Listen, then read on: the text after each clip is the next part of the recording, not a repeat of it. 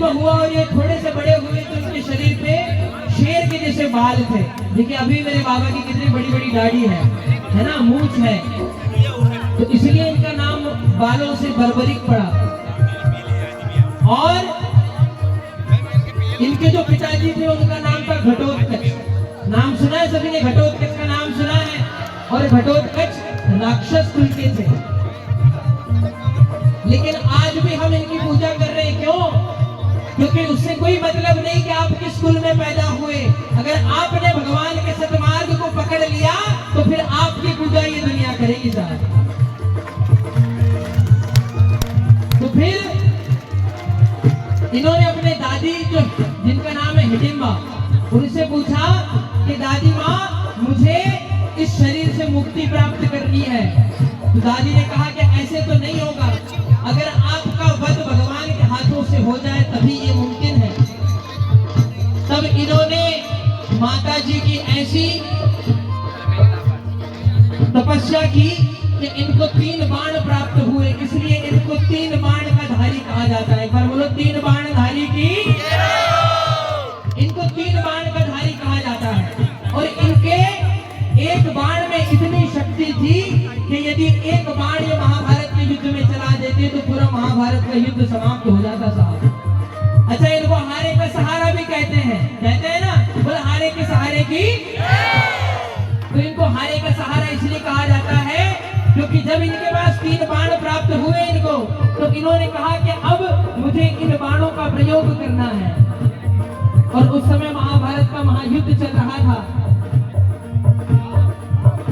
अब अगर युद्ध चलता है तो 2 पक्षों में चलता है।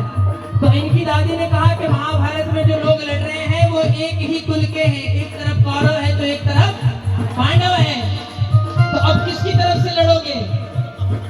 तो दादी ने इनसे एक वचन मांगा कि जो हार रहा है उसकी ओर से लड़ना।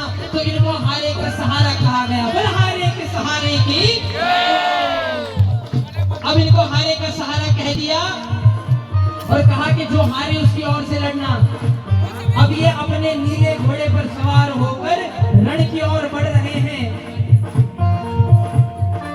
अब कृष्ण भगवान जो कि पूरी लीला रचाते हैं, उन्होंने देखा कि ये पराक्रमी बालक कौन है। तब वे रास्ते में एक साधु का वेश बनाकर खड़े हुए और इनको रोका कि आप कौन हैं, कहाँ जा रहे हैं?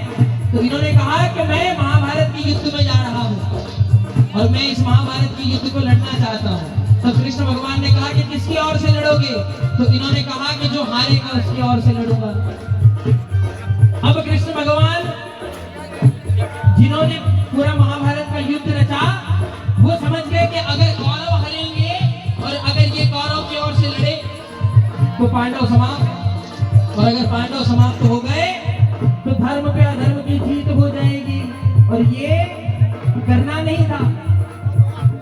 तो फिर कृष्ण भगवान ने एक लीला रची और उसमें कृष्ण भगवान ने कहा कि तुम इतने बड़े महायुद्ध में लड़ने जा रहे, लेकिन आपके तरकश में तो मात्र 3 बाण हैं। तो इन्होंने कहा कि मेरे एक बाण में इतनी शक्ति है कि मैं एक ही बाण में पूरा युद्ध समाप्त कर दूंगा। तो कृष्ण भगवान ने कहा कि मैं नहीं मानता। तो इन्होंने कहा कि आप मेरी परीक्षा ले लीजिए। तो वहां पर एक पीपल का पेड़ था। उस पेड़ के हर एक पत्ते को छेद दो, ऐसा कहा मेरे कन्हैया ने कि अगर आपके एक बाण में इस पेड़ के सारे पत्तों को अगर आप छेद दोगे तो मैं समझ जाऊंगा कि आप ये कारनामा कर सकते हैं, लेकिन मेरे सामने करो। तो मेरे बर्बरिक महाराज ने अपने बाण को चढ़ाया और आंख बंद करके कुछ प्रार्थना करने लगे। तभी कन्हैया ने एक पत्ता अपने पैर के नीचे छुपा लिया और फिर वो बाण चलाया। तो वो बाण सभी पत्तों को छेदता हुआ कृष्ण भगवान के पैर के आसपास घूमने लगा। और जब ऐसा हुआ तो बर्बरिक महाराज समझ गए कि ये कोई मामूली साधु नहीं है। अगर कोई मामूली साधु होते तो मेरा ये तीर इनके पैर को छेद कर इनके पैर के नीचे जो पत्ता है उसमें छेद कर देता था। तब मेरे बर्बरिक महाराज इनके चरणों में गिर गए कि प्रभु आप कौन है, मुझे दर्शन दीजिए। और फिर मेरे कन्हैया ने इनको अपना दर्शन दिया। और जब ये हुआ तब इन्होंने इनकी इच्छा जाहिर की कि प्रभु मुझे मुक्ति प्राप्त करनी है। और फिर मेरे कन्हैया ने कहा कि अगर आपको मुक्ति प्राप्त करनी है तो आप इस रण में मत जाइए, क्योंकि आप हारे के सहारे हैं। आप मुझे ये वादा करिए, और आज मैंने आपकी परीक्षा ली है तो मुझे कुछ न कुछ उपहार में चाहिए। तब मेरे कन्हैया ने इनसे अपने शीश का दान मांगा, और जैसे ही शीश का दान मांगा मेरे कन्हैया ने अपने शीश का दान किया। इसलिए इनको कहा जाता है शीश का दानी। बोल शीश के दानी की। हाँ, तो इस प्रकार से ये बाबा श्याम बने। और जब इन्होंने इतना बड़ा दान दिया तो कन्हैया ने अपना नाम इनको दिया। क्या दिया? श्याम बाबा। बोले श्याम सरकार की।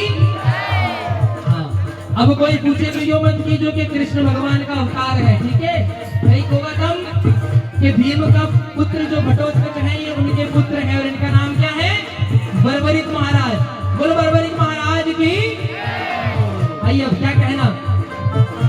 पहले करुण पुकार सौंप दे, पहले करुण पुकार सौंप दे, जीवन की पतवार पड़ो अलबेलों में, यो पांडव तुझ अवतार पड़ो अलबेलों में, यो पांडव तुझ अवतार पड़ो अलबेलों में। पहले करुण पुकार सौंप दे, पहले करुण पुकार सौंप दे, नैया की पतवार पड़ो अलबेलों में, यो पांडव तुझ अवतार पड़ो अलबेलों में। अच्छा, एक बार इस कथा के लिए सभी हाथ उठाकर जोरदार ताली बजाना। लंबे लंबे हाथ उठाओ। 1 2 3 4।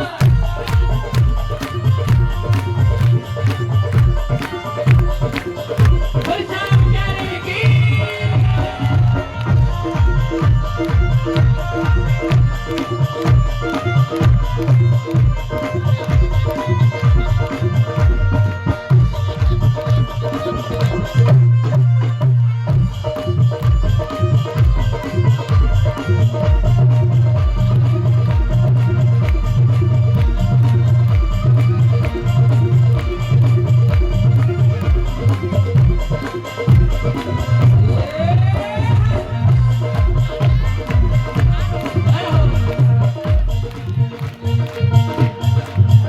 बोलो बोलो प्रेमियों